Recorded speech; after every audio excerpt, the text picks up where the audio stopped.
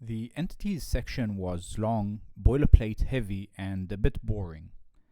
So while the server is never as interesting as the client, the services layer is still far more interesting. Services encapsulate the generic business logic of the application. This is the part of the code that includes the intelligence of the application. The entity layer is about storage only, the web service layer is about connection to the client, and this layer is about things the app needs to do. We'll start with the obvious service, user service. It encapsulates all the things a user will need. Let's start with the fields of this class first. We include the user repository, shadow user repository, and media repository as we manipulate these data stores directly. For notifications, we work with the service instead of writing to storage. Notifications can be sent via push later, and using this approach can make that seamless. The password encoder is used to hash the password values in the database. We'll store property values here so we can keep API keys outside of the source code. The rest of the code has many methods. I'll break them down one by one. The login method returns an instance of the user object after validating the user. It accepts an email or phone as identification and the password for authorization. We query either by email or by phone. Either way, it should result in a user list. Assuming a user was found in the query, we verify there is only one. This is just a to be sure scenario. We use the encoder tool to check the password since the passwords are hashed in the database. This is the only way.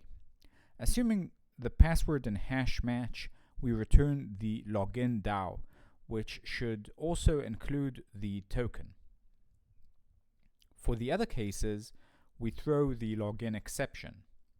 This obviously raises the question of the login exception. It's just a simple exception subclass. We just use this exception to mark the type of error for the web service. Signup is probably the most challenging method in this class, if only because of all the external dependencies it brings to the table. Let's go over the method and then go into the dependencies. As we create a user, we want to see if we have shadow user listings, so we can suggest friends to him immediately. If the user is registering by email, we try to find that email and fail with the right exception. Assuming all is well, we search the shadow user list for the email. We do the exact same thing with a user that logs in with a phone. Notice that only one of the two should have a value. Since a user can be updated via signup or update, the logic for updating from the DAO object is common in set props, which I'll cover soon.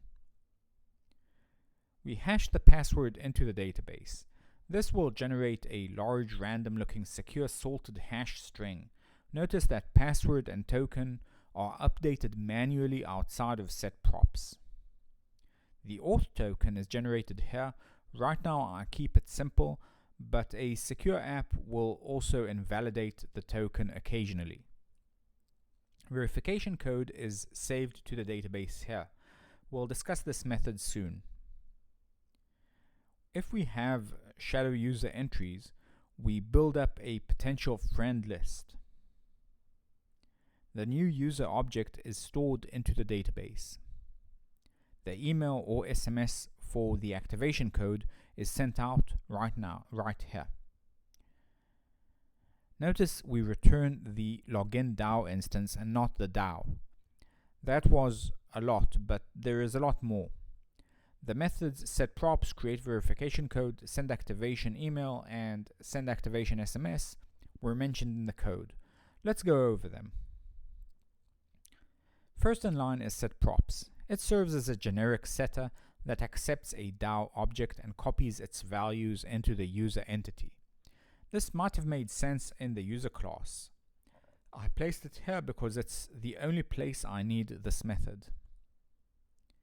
Notice that only basic features are updated, nothing secure or risky. Set props might be invoked in a case of an update, and we don't want to accidentally change a value that we shouldn't. So the code is trivial to prevent accidental modification of something important. Next, we have create verification code, which generates the random verification code. We accept the number of digits to generate.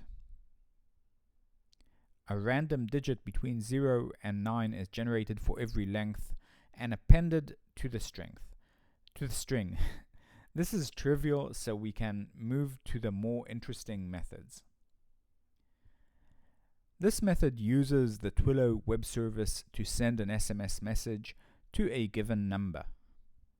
We need the API keys to invoke the API. I'll go into those soon. Technically, we can do this just once, but for convenience, I stuck it here. This is the API call to Twilio's SDK. It sends the SMS from the given phone number to the device with the given text. The API key for Twilio and Mailgun are stored in a file on disk, so we don't have to include them in the code. This method loads that file and caches it. We lazily initialize the variables we saw earlier. We load a file called fbclonekeys.properties into the API keys. This file should be in the user's home directory. Since this is pretty basic, I'll convert the exception to runtime exception, as I don't want to deal with checked exceptions here. The next step is filling up this properties file. We sign up to twilio.com and mailgun.com to get sender credentials for the properties file. I won't go too deep into the whole process, as it's a standard sign-up process, and the respective documentation/support will probably serve you better. This is the properties file containing the attributes we need from Twilio and Mailgun.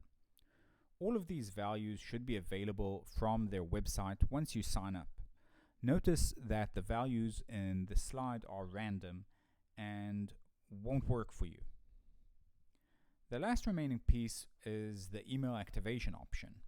We could use a tool like javux.mail, which is available in Spring, but that might be a problem. Getting an email into people's inboxes is far harder than just the basic mail API. Luckily, there are several companies that specialize in email deliverability, ranging from SendGrid, Mailgun, and even AWS. I've explained working with SendGrid in the past, so I thought I'd give Mailgun a try. Pretty much all of these tools are the same. You need to sign up and configure your domain. That's the hardest part, and it's pretty hairy. I suggest following the instructions on the site. All sites include instruction for working with Java, and all of them work out of the box with Spring Boot. This code was literally copied from the Mailgun introduction tutorial. The one change is the properties object pointing at the API keys. We return a result from the Mailgun servers, but for now we don't really use it at this time. Now that this is done, signup will automatically send an email or an SMS based on the data submitted in the user signup. When we make a change that might impact the user object, such as uploading contacts, etc., we would like to update the locally cached user object on the device. That's exactly the purpose of refresh user. You might think, why not log in again? That's simple. We don't cache the password, as that would be insecure, but we can refresh the user object with a token, which is probably more secure. The method itself is trivial. We just find the user and return the login DAO, which includes all the extra private details. After signup is complete, the user needs to verify that he got the right activation code. This is done with the verify method. Verification succeeded, the value is in the database, matches the code. Verification can only be used once, otherwise a user can change the phone, email, and reuse the same code without validating. If verification failed, we need to notify the client-side code. Update is another trivial method. We reuse this code, so it's common between update and signup. Updating the password is optional. If it's null, we don't want to override the existing password.